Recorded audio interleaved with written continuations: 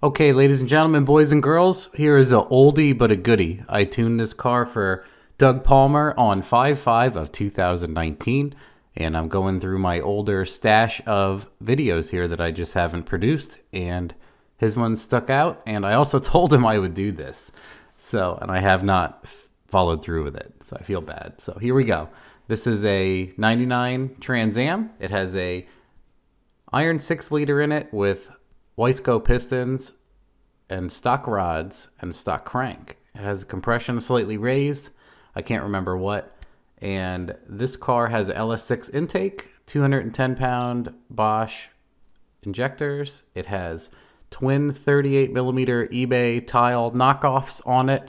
I believe he built the hot side himself. It has a stand-up rad, all of the usual things you do on a 4th gen. It has a 4L80E in it with a HD2 kit. It has a PTC single billet converter in it, specified for 800 rear wheel-ish at 3,700-ish pounds. So it's set up perfectly for this car. I think it has 2 Walbro 450s in the tank. I was listening to the videos here we have it on the dyno, and something's making noise. I don't know if it's a trans fan or if he installed a 4303 before coming to the dyno. Some of these details may vary, but most of it's there. So this has obviously, I think I mentioned, but I want to say again, a billet VS Racing S480 88 turbine T6. And we just tuned this on straight E85. He said he doesn't have the flex sensor and everything else installed, and he only was ever going to put straight ethanol in it. So we tuned it without flex, and this is how it went. See how it goes.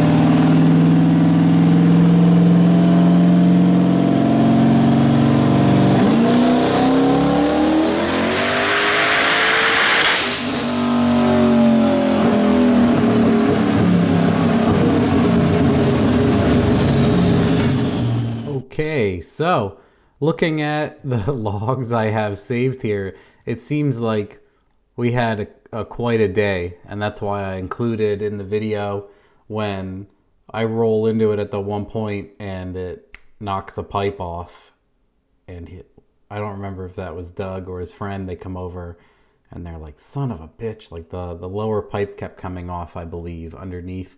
I think this car, it was a while back, but I think this car would knock one of the intercooler pipes, and then we would fix it, and then it would knock another one, and then fix that, and then it would knock a new one off the other side. So a bunch of the pipes seemed like, they weren't. A lot of times people don't tighten them all the way. They're a little bit nervous to crush the pipe. You can wreck the stupid pipes crushing the ends. Or maybe he just completed the thing before bringing it to the dyno. So another thing, people, I think it's funny and it's worth mentioning, people are always very apologetic at the dyno, and some people who tune get offended by this. I do some days too. Not going to put people on the spot. A lot of people, it's the first time the car is really getting run. A lot of times it's the first time the car is seeing boost or hitting speed or everything else. So there is going to be issues that happen. Sometimes the car is not running good enough for them to find all of these issues, everything else. Sometimes people rush and forget things, blah, blah, blah. But a lot of times people bring a car and they are extremely apologetic over simple things like couplers and stuff like that. If you're prepared, you have a small toolkit, maybe some extra T-bolts, maybe even some couplers if you can. Other than that, it's not really a big deal. It happens a lot. So imagine that.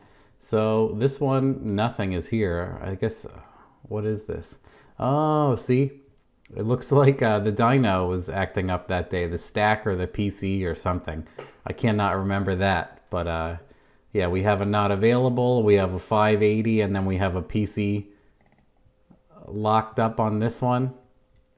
So who knows, these files may not coordinate with what we have here, other than, oh no, there's 13, 25 pounds, and then this one, yeah, so some of these are off, obviously. So this was 830 and this is 831. So we tried to get more boost out of it, and it didn't net us any more power. So whatever was going on there. So anyway, let's go over some of this stuff as we stumble through. So what is it looking like here? 16-pound creep. Yeah, so assumedly I was scaling and working on the fuel and everything else. So little rich finally means that the car was super lean or super rich up top, and I had to make a lot of roll-ins to get the fuel where I wanted. And then it looks like it was creeping here. I don't mention that it was creeping anywhere else. That's weird. Maybe it was just simply because of the fuel and ignition situation sucked, so we were concerned, and then it went away. A lot of times what can happen is you create an artificial anti-lag when you're working on a tune-up, especially with a stock computer where the ignition scale is all over the place. So you might have very little timing in it unintentionally, just to keep it safe, and then super rich conditions. So it basically makes an anti-lag, and a bunch of times it can overrun the wastegates or do other weird things. All sorts of funny stuff can happen, but I don't mention creep anywhere else here other than this guy. So what do we have? Number 5, we have 8 pounds, 8 psi, 22 degrees, 530 wheel. Yeah, about 150 kPa, a little over 7, 21 degrees, 35% duty cycle. And then that netted 533. So which one's 533? That was a good guess. 533. So number 4. So this is actually number 4. So we're just off a tiny bit. That converter is doing a great job. This is the converter coming up, and then this is the coupling all the way up to 140-ish. So here's where we up the boost. I believe he just had a manual boost controller. We'll check on this stuff quick. Yeah, 190, 14 pounds, 20 degrees. 0.83 gram cylinders. That's a good spot, under 1. So 14 pounds made, almost 650 tire there. This we lost the intercooler pipe on the hit. Yeah, approximately 740-ish. So it was on its way up, and that's when it popped it wide open. I believe that's the part in the video where he, you know, it's like, damn it. So here is, yeah, 787, 10's air fuel, 21 PSI, 14 degrees. So 755. This was probably pulling fuel or messing with ignition on those hits. So here is number 9, mostly 10's air fuel.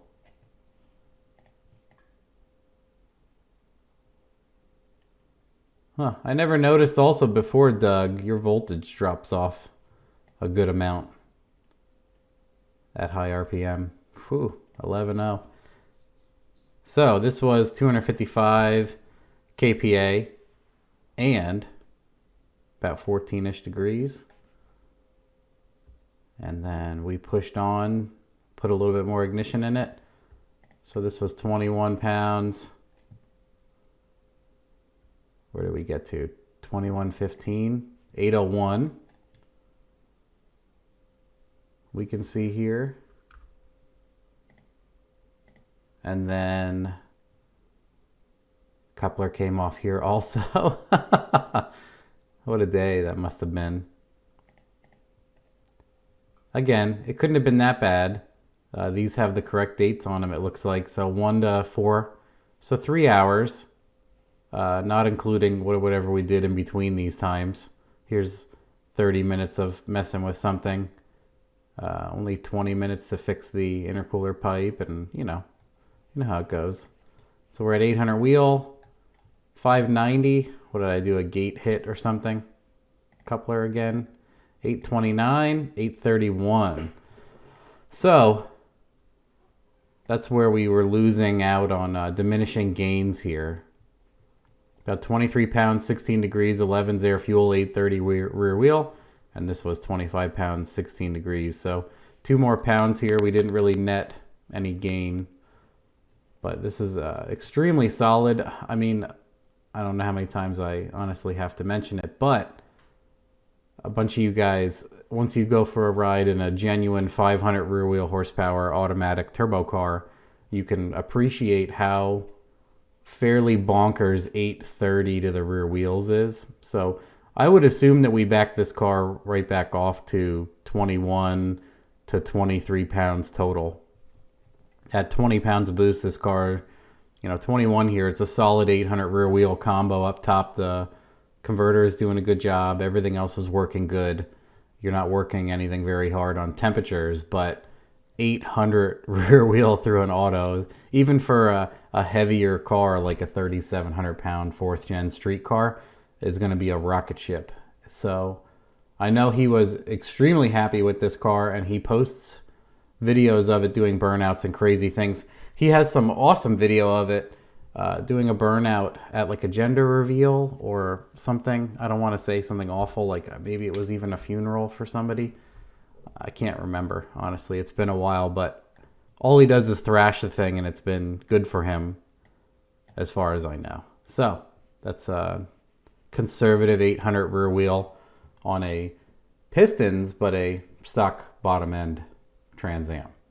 So if you have any questions, let me know in the comments, and I'm going to give this link to Doug, and he can answer all of the other more personal things other than maybe tuning or whatever else you guys ask me. So have a good one. Hope you enjoy.